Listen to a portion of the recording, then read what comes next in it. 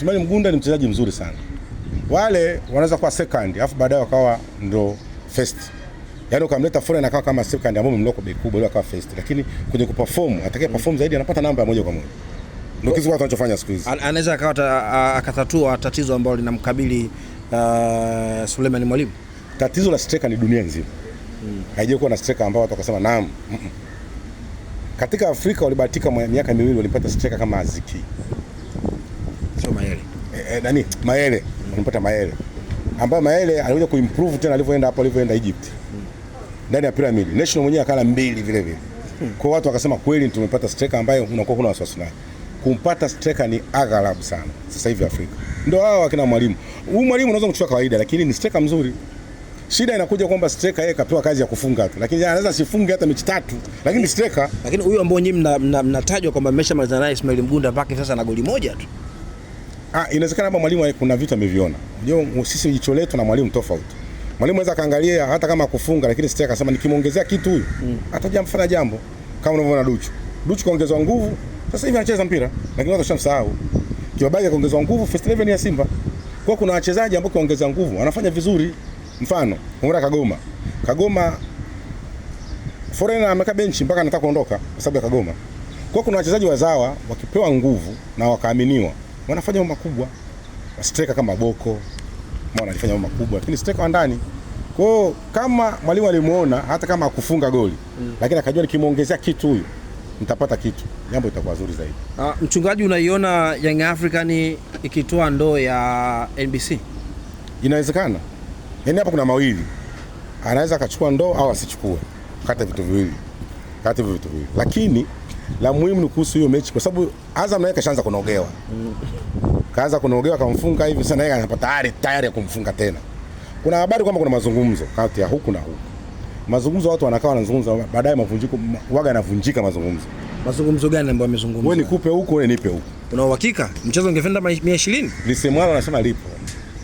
Unajua watu na hakuna watu wakuri kama macho yako ya rohoni yameona hicho kitu Ya rohoni siangalia lakini katika hali ya mwili watu wa dunia bwana hasa watu wa mpira si waongo. Na wakae na kitu. Hata kama alitoa hela anasema alitoa hela. Sijui kwa nini mpira. Sasa kama hizo habari zilikuwepo, wazi kuwepo ni kwamba mechi tena Jumatano itakuwa ni ngumu sana. Sababu mechi ya Jumatano hata sisi lazima tuone Yanga anafungwa. Na ile mechi ikifungwa Simba pale kama hajacheza anaweza kusema mimi bingwa makombe yote. Sio ndio mpaka hapo. Ndio. Pili kuna mechi ambayo nyinyi mnasahau. Mechi na JKT na Yanga si mechi nyepesi kama watu wanavyodhani. Pia anaweza kaenda kuamua lakini ni endapo Yanga anashinda mechi zake zote anabaki na mchezo mmoja ambao kwake unakuwa sio kipengele sana endapo akashinda mechi 2. Anaweza kashinda 2, yule jamaa kamngangania. Yanga kosa ubingwa. Alafu wewe ukaenda kumfunga KMC goli 10 na kitu. Sasa ngoma inakujaje ikitokea sare sasa? Sawa, ikitokea sare sawa. Mahesabu ya KMC anaweza akasimama. Utashuhudia sio mtu anafunga goli 12. Goli ngapi? 12. Ishatokea kipindi cha nyuma, kipindi cha championship nafikiri. Hiyo inawezekana na timu zinafungwa. Kwa ikitokea magoli tukalingana point. Wakaenda head to head labda ni magoli.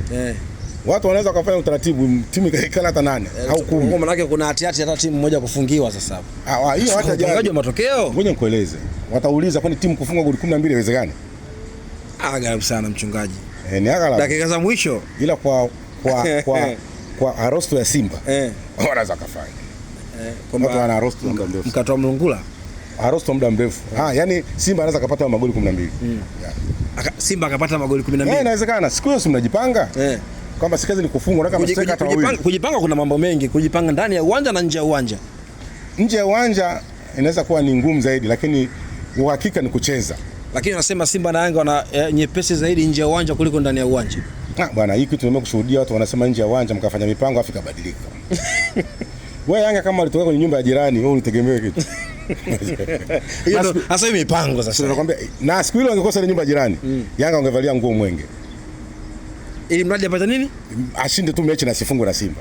Na siku ile ndio ungeshuhudia mtu anaenda kuvalia mwenge, mapumziko anaenda mwenge hapo anarudi. Na escort. Siku ile ndio ajabu. Na Simba amenachowalaumu mpaka leo. Ile mechi wasingecheza, wasingekubali iendelee. Pale ungesema si mechi hapana. Haiwezekani mtu akatoka nyumba ya jirani, haijawahi kutokea duniani. alafu mkaendelea na mechi. Sisi tunaonekana ni mtu matatizo. Kwa hiyo hapo unazungumza wazi kwamba nje ya uwanja Yanga wanawazidi sapa kubwa. Pale walituzidi kwa sababu tukutegemea kwamba ataanza kuvalia nguo ya jirani nguo. Na wale watoto mle ndani wakawa wanashangaa, watu mbona wengi hivi? Unaambiwa ni wachezaji wa Yanga. Watoto wenye nyumba. Kulikuwa na buffet mle ndani, unajua, na buffet mle ndani. Hata kashangaa engineer anashuka na ingia mle ndani. Mnafuata nini? Mnaenda kusalimia